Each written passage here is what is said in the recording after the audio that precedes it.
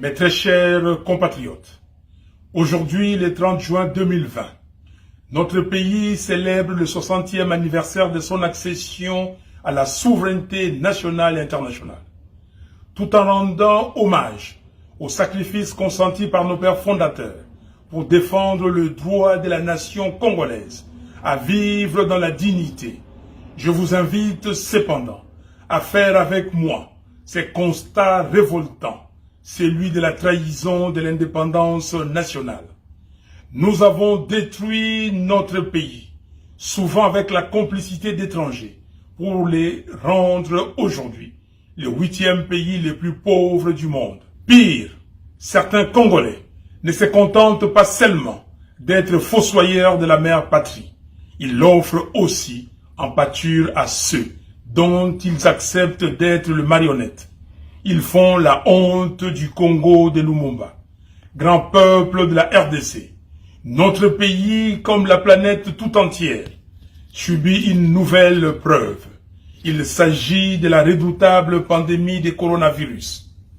Je tiens à témoigner mon respect et mon admiration au personnel médical et aux équipes de riposte qui luttent contre la pandémie partout à travers les zones infectées du pays.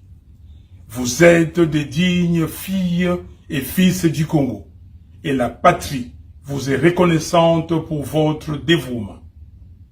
Je voudrais également exprimer toute ma gratitude et remercier les bénévoles, les mouvements citoyens et associations qui sont aussi engagés dans ces combats, notamment dans son volet social. J'apprécie à juste titre le soutien multiforme de la communauté internationale et des citoyens du monde qui se mobilisent pour aider la RDC à lutter contre cette pandémie.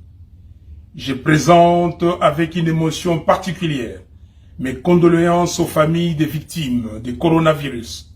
Je souhaite par ailleurs un prompt rétablissement aux malades et je bénis le Seigneur pour toutes celles et tous ceux qui sont déjà guéris. Je n'oublie pas la douleur des parents qui voient leurs enfants mourir tous les jours à cause des épidémies de rougeole et choléra ainsi que de la faim. Chers compatriotes, ne prenons pas à la légère cette pandémie de Covid-19.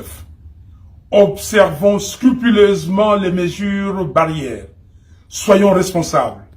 Au minimum, portons les masques quand nous sommes avec d'autres personnes et lavons-nous les mains régulièrement. L'Organisation mondiale de la santé vient de déclarer la fin de l'épidémie d'Ebola en RDC. Tous mes remerciements à l'OMS et à toute l'équipe de riposte qui s'est chargée de lutter contre cette épidémie. Très chers compatriotes, notre pays est une terre d'accueil et notre peuple est connu pour son hospitalité légendaire. Les étrangers et les réfugiés y sont toujours bien accueillis et respectés. Hélas, depuis plus d'un quart de siècle, une tentative d'extermination d'une partie du peuple congolais se déroule à l'est du pays et prend un tour tragique au nez et à la barbe de la communauté internationale.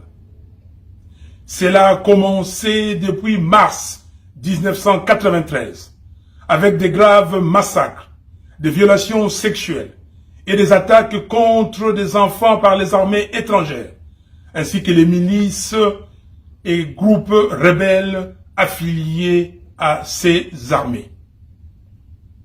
Elle s'est poursuivie le 2 août 1998 à Kinshasa, à Mwanda et à Goma.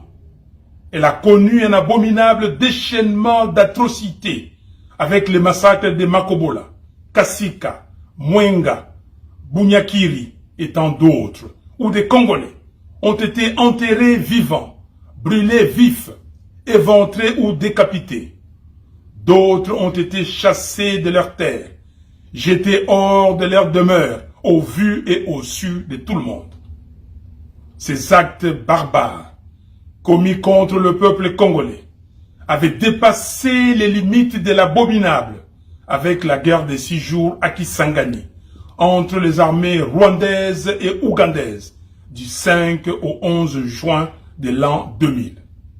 Le rapport Mapping de l'ONU, rédigé par le Haut Commissariat des Nations Unies aux droits de l'homme, qui décrit les violations les plus graves des droits humains et du droit international humanitaire commises en République démocratique du Congo entre mars 1993 et juin 2003 est restée lettre morte. Cette absence de justice internationale s'agissant de la RDC est non seulement choquante, mais surtout incompréhensible, car à ce jour, les massacres continuent.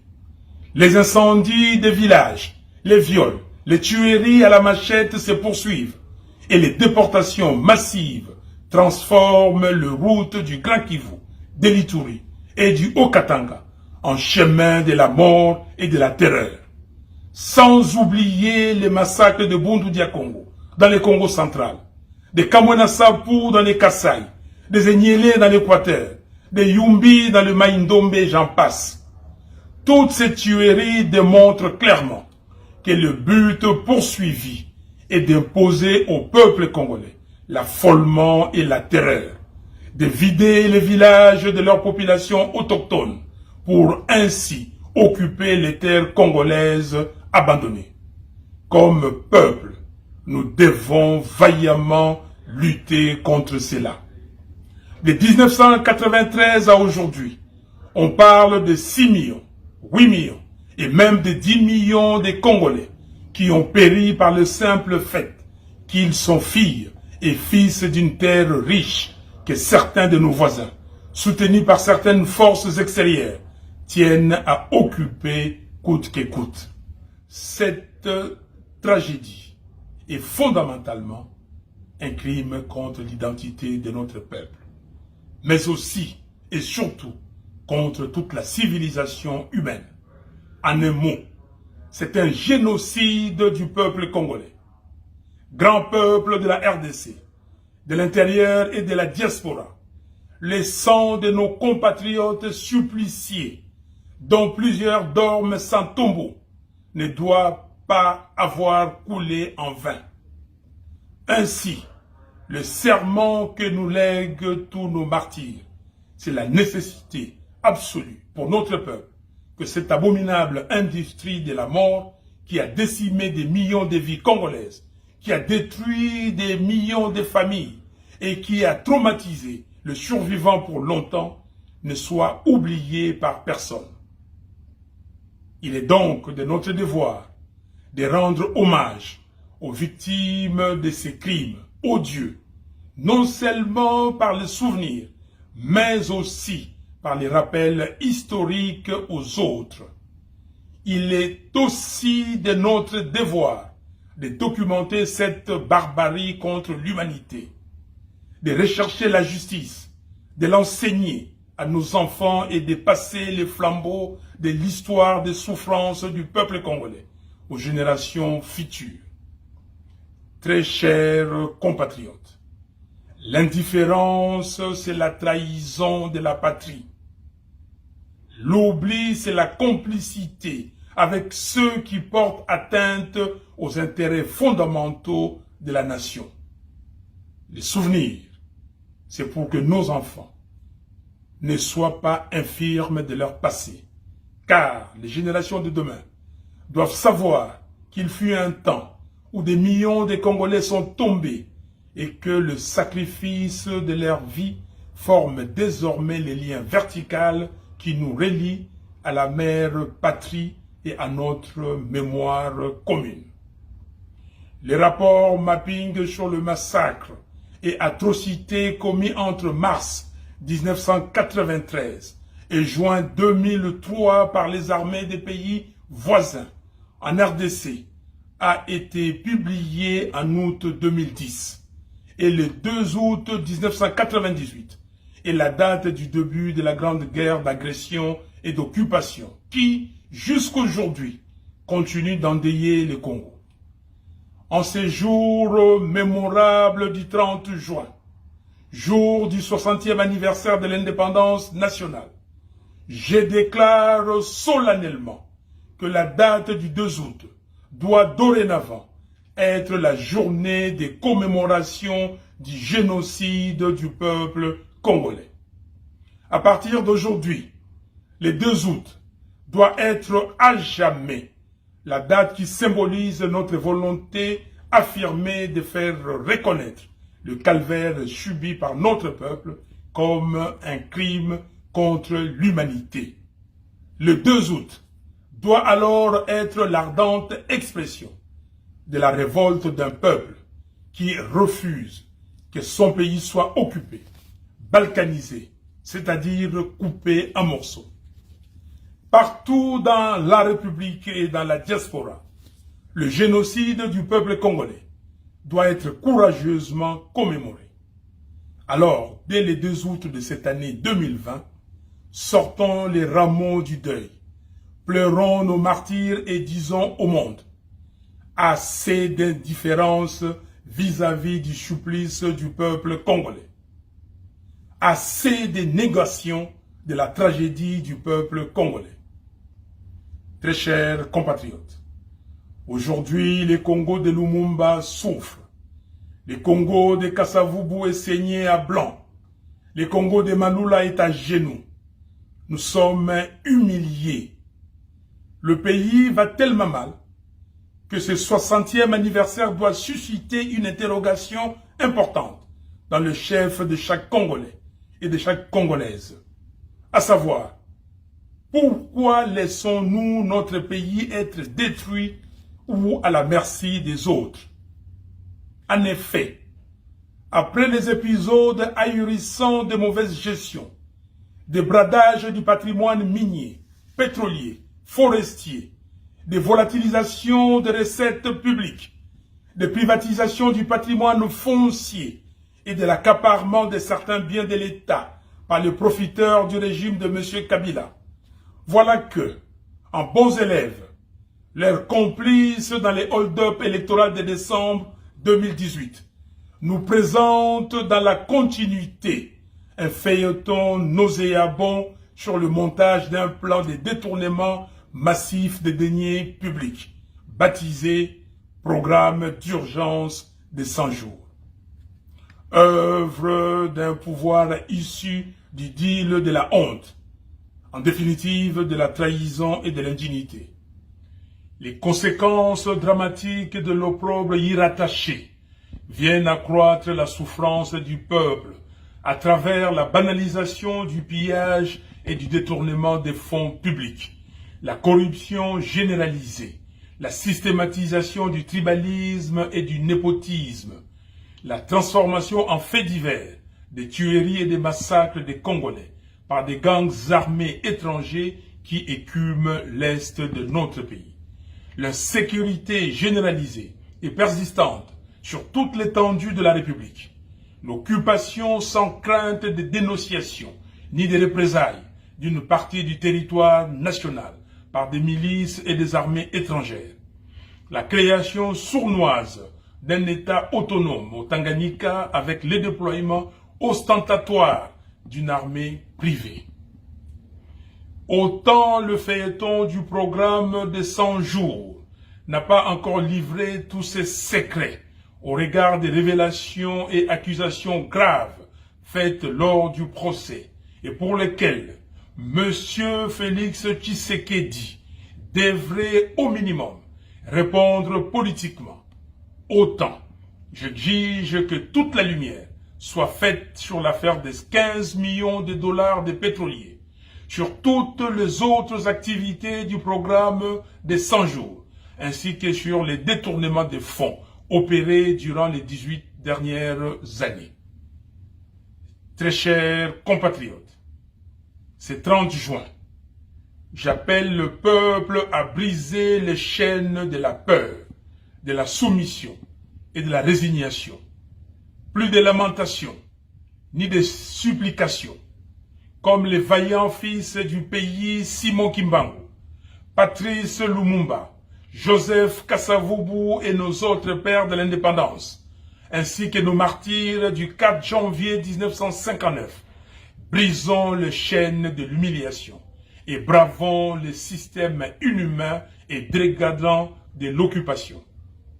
Le désordre total, qui n'a pas de nom, que nous observons actuellement dans le pays, n'a qu'une seule source, l'absence de légitimité des institutions et de leurs animateurs, cause fondamentale des crises politiques récurrentes dans notre pays depuis 60 ans. Le monde entier voit comment le pays qui devait être le moteur du développement de l'Afrique tout entière est en train de sombrer. Voilà pourquoi il est temps que nous puissions intérioriser et nous approprier les impératifs de notre hymne national. Dressons nos fronts longtemps courbés.